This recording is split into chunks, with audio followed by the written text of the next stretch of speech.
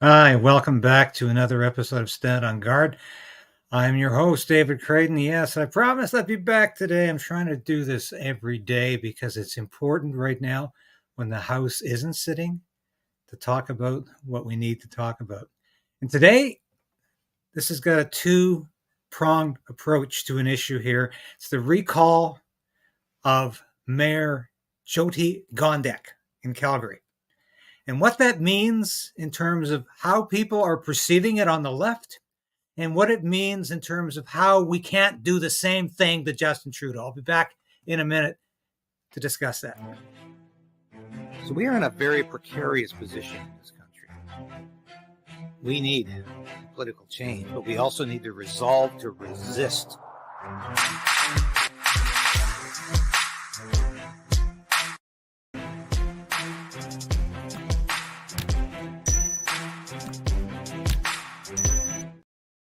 Yes, please ring the bell like Sasha always said. And like this station, give it a thumbs up. Subscribe if you haven't already done so. Resubscribe if you need to.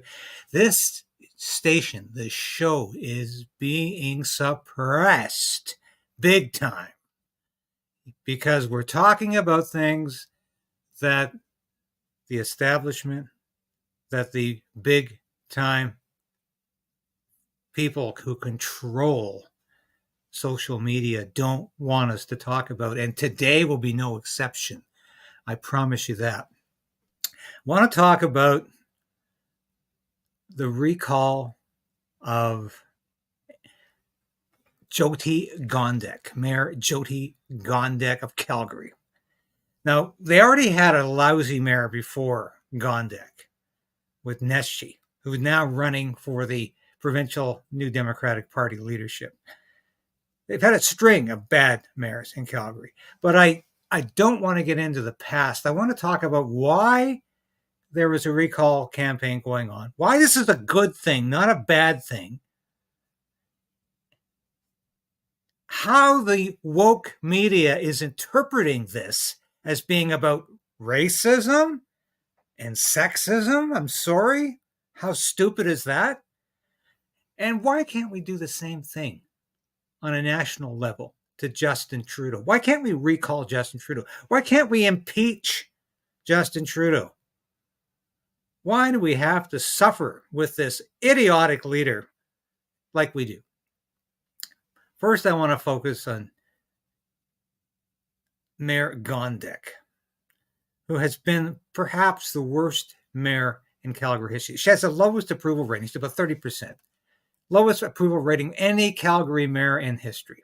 Now, once again, I don't often deal with municipal affairs, but when those municipal affairs are relevant to the national scene, when they're indicative of national federal problems, I think we should deal with it. I think we should talk about it. Let me say, first of all, I know Calgary. I don't know it as well as some people. I did live there on 2 occasions. And I worked for a Calgary member of parliament in the late 90s to the early 2000s from Calgary Northeast, Art Hanger, one of the finest men I ever knew. Certainly the finest member of parliament I ever knew in terms of his personal integrity, his honesty, his ability to work for his constituents, and the fact that he had a small c conservative agenda. He had a small c set of conservative principles that he always adhered to and never deviated from. I was always proud to work for Art. So I got to know Calgary very well. In those days, that city would never elect Liberal MPs or a mayor like Jyoti Gondek. So there's a recall campaign going on right now. And last Saturday at a Calgary Flames game, by the way, that was all about some sort of special night for South Asians. Now, why is the Calgary Flames devoting a special night to South Asians? Why is it devoting a special night to any identity group? But we know the NHL is constantly having these pride games where the players are forced to wear these rainbow jerseys, where the players are forced that get on their knees and prostrate themselves to this LGBTQ agenda, to Pride season. So now they're into this identity politics. So what happens the other night? She gets booed. And here's the mayor responding to that. She gets booed when she's asked to come up and drop the puck at the beginning of the game. Because apparently Mayor Gondek is South Asian. I wouldn't have known that. I really wouldn't have. Because I don't look at people and say, oh, what race are you? Are you Caucasian or are you something else? I didn't even think of what her race was, but apparently she identifies very strongly with South Asian, and that's why she was there on this Calgary Flames night. So here's how she responded. What happened was a small distraction, and I think it's important for us to remember that there was a bigger community that was being honored, and that was the goal of that game. And I really appreciated the players showing up before the game, wearing the jerseys proudly. Yeah, wearing their special South Asian jerseys. This is all nonsense. We don't need special history months. We don't need special identity politics in games. And it's just like in the U.S. leagues when these players were taking the knee during the national anthem in basketball, in football, in baseball. Even the New York Yankees started off the season a couple of years back at the height of the Black Lives Matter fiasco by most of the team taking the knee during the national anthem. A team that used to be America's national team. This is all ridiculous. This is all nonsense. It's all rubbish. But let's get back to the recall campaign here. So tomorrow, Thursday, is the deadline. The guy who went out and started this needs about half of the population of Calgary to sign this petition to make it work. Now, that's not really realistic, is it? But so many people have been activated, been mobilized, have been energized by this campaign. It's going to be interesting to see what the result is. But what I found interesting, what I found very interesting, was the response from the Calgary Herald. Now, I used to be a weekly columnist for the Calgary Herald, back when the Calgary Herald had some sense of reality. And it had a lot of conservative columnists. I was actually on the same page as Nigel Hannaford, who I used to work with at the Western Standard. Great guy. Nigel and I used to have columns on the same page. And that was indicative of the kind of opinion pieces the Calgary Herald had in those days. And Danielle Smith worked for the Calgary Herald, and that's where I first met Danielle. And I think she was a great reporter, and I think she's a pretty good premier. A couple of times I've disagreed with her on health issues, but overall, great premier. Certainly better than Jason Kenney or, God help us, her NDP predecessor, Rachel Notley. But isn't it interesting, as I bring up Danielle Smith, there's a female premier in Alberta. But guess what the woke ideologues and the woke journalists in Calgary are thinking about why Gondek is being booed and why she's being the subject of a recall campaign. It's got everything to do with sexism, and racism. Let's have a look at this. This is from Catherine Ford. Used to be the editorial page's editor at the Calgary Herald. She is a white woman, obviously consumed with guilt. I don't know why, but she really thinks this whole thing is about race and sexism. But consider Calgary Mayor Jyoti Gondek and the racism, sexism, and misogyny that has dogged her for years. Now, under the guise of criticizing her style and leadership, some guy is endeavoring to cage enough signatures on a petition to have her recalled. Barring that, to at least force her to resign. Oh my goodness. It's all about racism and sexism and misogyny. Actually, sexism, misogyny. It's the same thing, Catherine. So we don't have to mention it twice. She continues.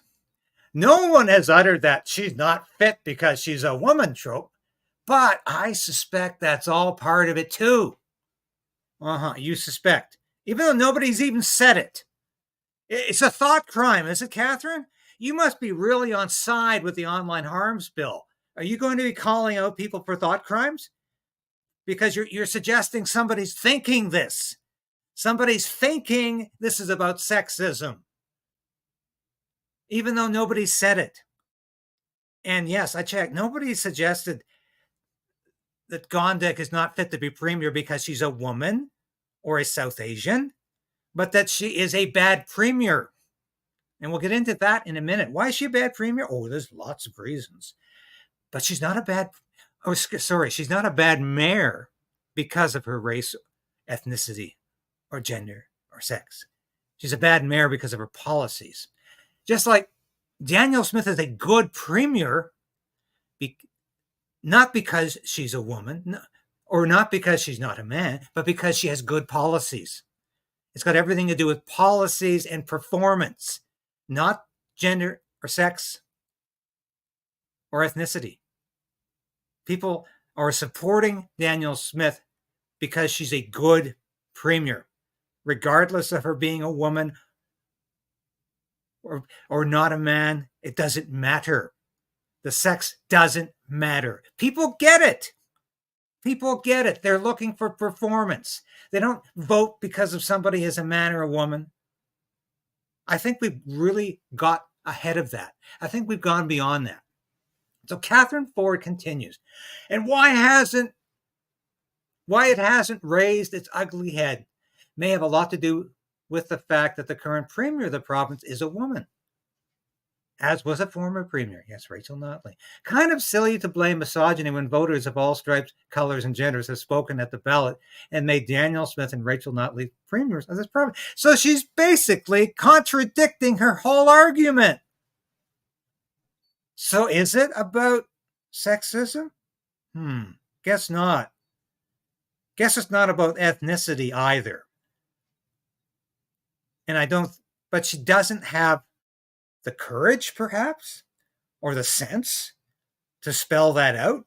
She's still maintaining that nobody's uttering this because, well, they don't want that to contradict their vote for Premier Danielle Smith.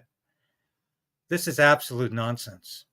And of course, so how did Mayor Gondek respond to this in the beginning? A recall opportunity where people will be disclosing their personal information. Sorry, I have to back that up. My mistake. Came as a surprise, and I wouldn't be human if I didn't say, it stings a little bit. Jyoti Gondek, now you've got a recall opportunity where people will be disclosing their personal information to an individual, and I'm not really sure how confidentially that will be kept or what will happen with that information.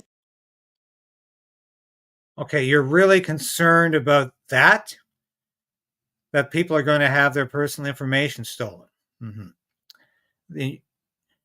Clearly, this is an issue about you not performing well as a mayor. So why did she not perform well as a mayor? Well, here's a typical headline from the Calgary Herald.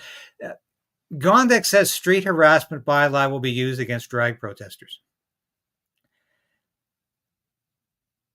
Calgary is a city gone mad, like most Canadian cities, and where they have constant drag queen story hours at libraries, at schools. And if you happen to object to this, if you don't think little children should be exposed to drag queens, if you think this is not a good idea, well, the good mayor will have you ousted. She'll remove you. She'll use the police against you with their anti-protest law. Comes right from the heart and soul of Justin Trudeau, who, of course, got rid of all the protesters in Ottawa with the Emergencies Act. This is where she comes from. She was a fervent supporter of COVID-19 mandates. She is a fervent supporter of getting journalists out of the way she disagrees with. She is woke in every sense of the word, and that's why Calgarians are sick of her, because she's got a personal agenda, a personal political agenda that is at odds with the common sense values of that city that still exist. God knows why they elected her in the first place, but a lot of people are having buyer's remorse. There's no question about that, because they realize they should not have put this woman in the mayor's chair. Once again, not because she's a woman, but because she's got bad policies. I can't emphasize that enough. She has been exercising authoritarian control over that city, and she needs to be recalled. I think Calgary can do better in the future. I hope and pray they do. Now, what does this mean for Canada? Why am I talking about municipal elections? What does it mean? Because guess what? We have no mechanism in federal politics to recall people. There is no recall. There's no initiative. There's no means of having plebiscites, because the federal government has always discouraged this kind of activity because they see it as populist and they see it as serving the interests of the people, not the elites. And that's why this kind of legislation has never been popular in Ottawa, in the federal government. Referendum, recall, and initiative has always failed. We have no mechanism to get rid of Justin Trudeau save a non-confidence vote in the House of Commons. And that non-confidence vote is not going against him as long as he continues to buy off the socialists and now the separatists.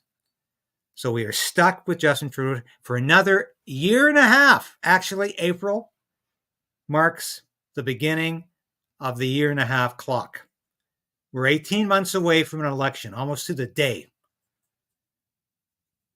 He's not going to call it any sooner. And unless we can defeat Justin Trudeau with a non-confidence vote, we're stuck with this guy for 18 months. And I am afraid he can push through more bad legislation in that time, and perhaps legislation that can even avoid having another election in 2025, October 2025. That is my concern. We need mechanisms to deal with bad politicians like Justin Trudeau.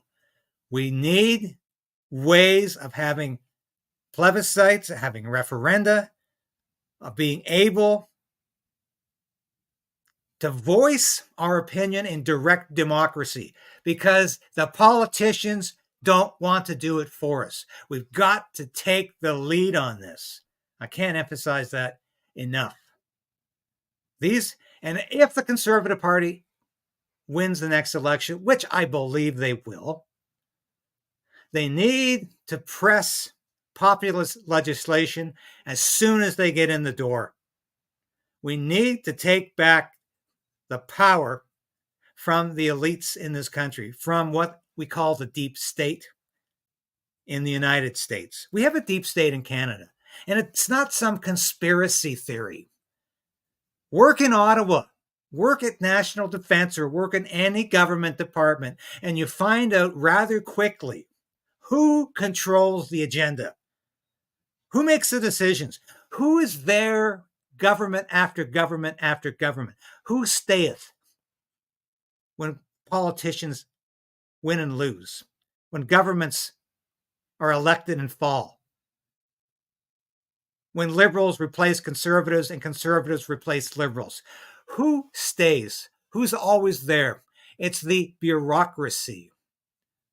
And it's those bureaucrats, the elite bureaucrats, who continue to make decisions for politicians on behalf of elected leaders, and they often ignore not just the advice, but the direction of an elected government.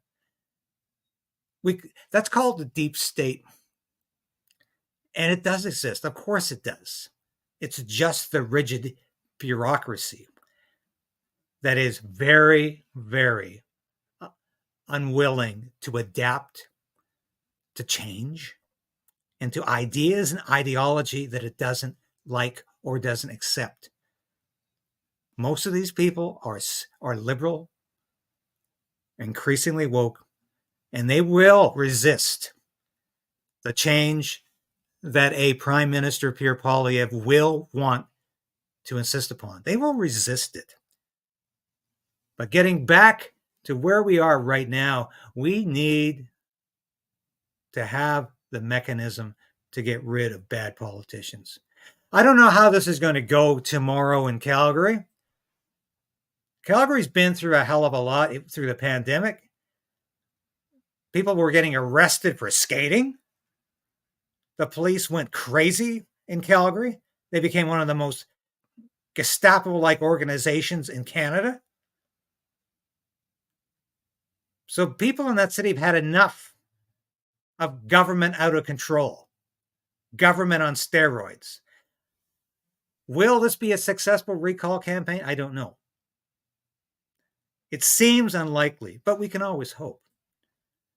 But certainly it has drawn attention, national attention, to the fact that we have very little control at a federal level over who governs us, over the policy decisions we want our politicians to talk about, over the very policy ideas that we want to see front and center.